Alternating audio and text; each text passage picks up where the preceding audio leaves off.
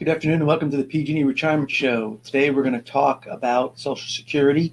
I've been having lots of conversations here in the last couple of weeks between doing taxes and financial plans about Social Security. So I thought it would be good because it seems like every time I dive into it, even though I know the subject, you got to go back and look up details. So for people that are getting ready for retirement, if you're not dealing with it on a regular basis, it certainly can be a confusing topic. So we'll be back in just a moment, and we're going to talk about Social Security.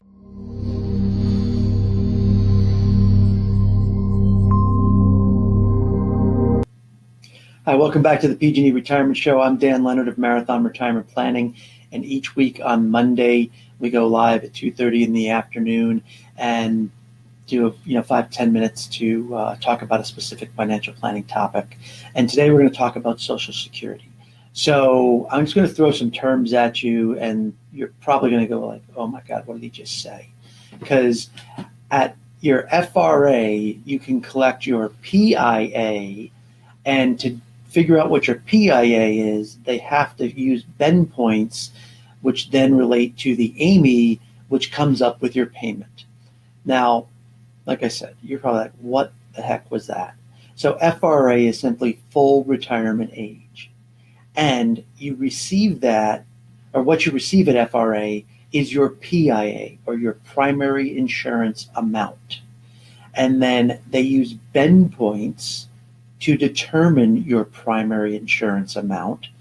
And those bend points are based on your wages, and those wages are calculated on your AMI, and the AMI is your average index monthly earnings over your highest 35 years of earnings up till age 62.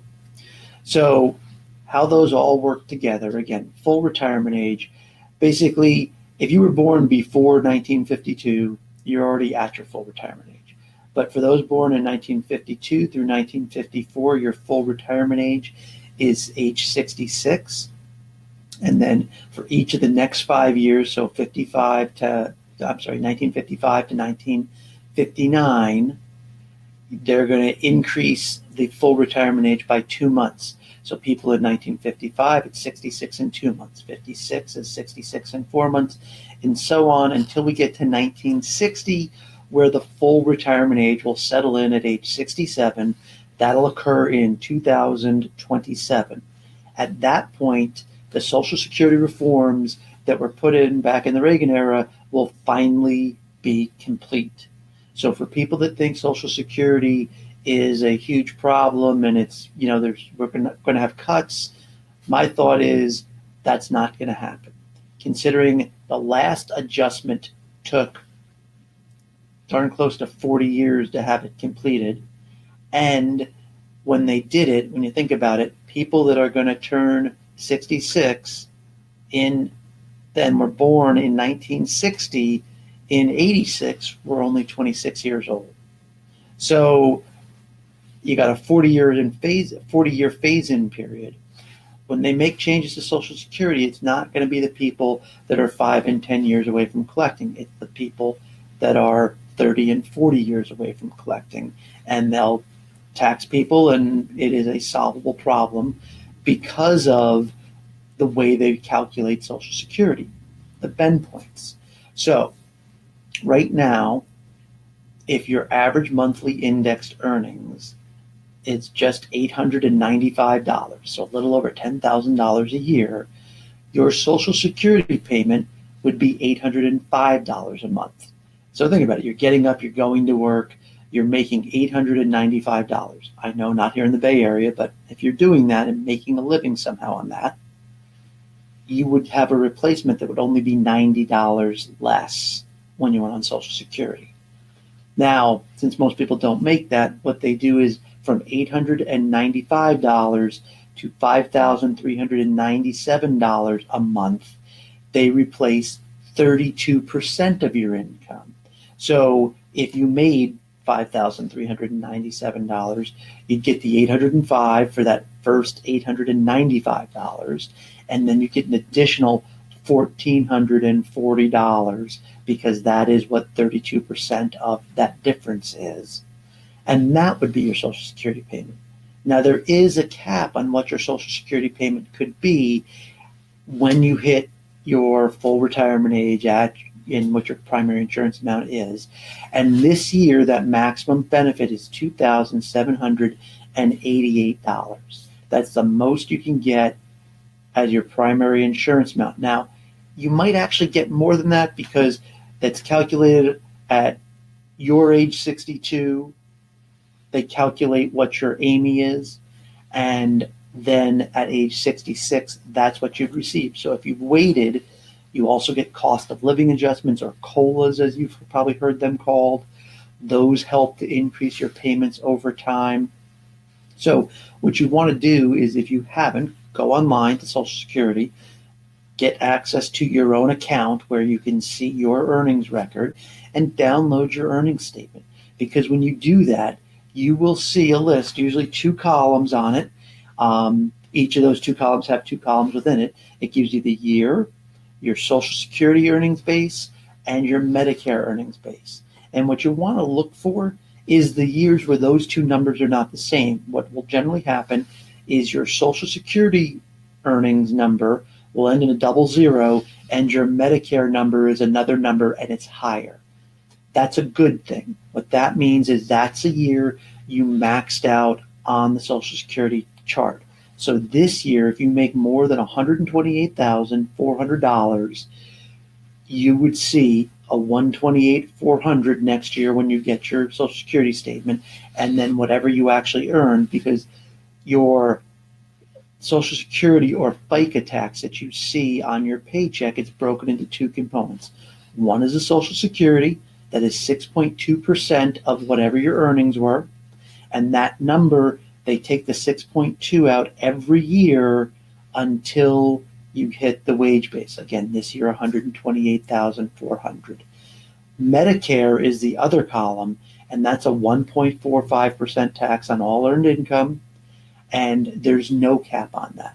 Matter of fact, if you're fortunate enough to make a lot of money, they actually put an additional penalty on top of that, and you'll see that on your returns with a Medicare tax.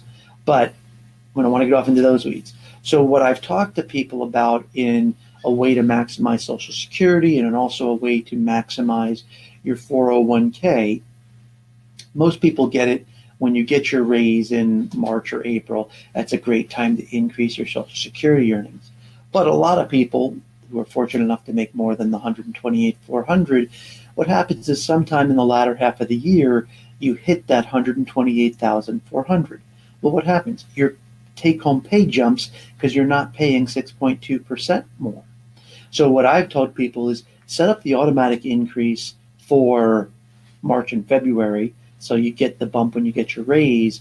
But then at the end of the year, when you see that increase happen, kick your 401k percentage up 1 more percent, because what happens is you're going to get that raise until the end of the year. But then at the end of the year, you will see your pay go back down. And most people say, well, I don't want to see my pay go back down. What I would tell you is, if you've been hitting the wage base, you've already been seeing that happen every year. Because what happens is, when it goes back down, it's because you're going to take that 6.2% out, and in March, you're now getting your raise again. So you kind of stair step up. You see the raise come in, you put 1% into the 401k. Then you go along, and then Social Security kicks off, your paycheck jumps up. It's just going to jump up 5.2 instead of 6.2. So when the paycheck gets reduced in January again, the pain is a little bit less. But that's a great way to increase your 401k contribution by 2% a year until you get to a point where, you're maxing out your 401k and contributing as much as you might like to the 401k. If you're, just at the minimum amounts to get the full match. So that's one way that you can get a little extra money into the 401k. So I know I just threw a lot at you, a lot of different terms. I'm going to cover some more terms and spend a few weeks here on Social Security trying to, drill back down into some of these and talk a little bit more about how they calculate these numbers in a little greater detail. But I thought that'd be a good overview. If you have questions, please post them below, and I can make sure to address those. I know it's one of these subjects, again, seems to be like every time I get on it in a meeting, we just go off into the weeds because there's, one question leads to another, to another, to another. So I'm happy to answer those if you have them. But again, thank you for taking time to watch this. I'd be happy to answer any specific Social Security questions you may have. I'm going to just flip up again. I'm Dan Leonard. You can find me on LinkedIn under Daniel Leonard. That's my number. If you want to just give me a call, I'm happy to talk to you at my office, as well as you can shoot me an email here to the dan@mrppfg.com. And then finally, if you're okay doing things virtually and you want to hop online, you can go to that web link. The PGE and the C on call are all cap sensitive, but if you type that bit.ly link in, you'll see my online calendar and you can book a time to talk, and I will give you a call at the number you provide for me at the time we set up. So, and if the time's available, my calendar is available. So thank you so much. I look forward to talking to you again, and have a great week.